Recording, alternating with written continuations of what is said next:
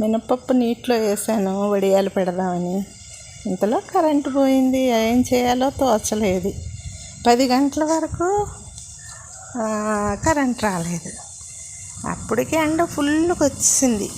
ఎలా పెట్టాలి ఎండలో అనుకునే టైంలో మా అక్కగారు అమ్మాయి ఫోన్ చేసి, పిన్ని పళ్ళేళ్ళలో చక్కగా చిన్న లైట్గా ఆయిల్ రాసి ఇంట్లో ఫ్యాన్ కింద కూర్చొని చక్కగా వడియాలు పెట్టేసి ఎండలో పెట్టేయి, ఏం కాదు అంది. వెంటనే అలా చేశాను. చేస్తే చూడండి ఎంత బాగా ఎండిపోయాయో. భలే ట్రిప్ చెప్పింది మా అమ్మాయి. ఇవి ఇప్పుడు ఇలా లాగితే వచ్చేస్తాయి.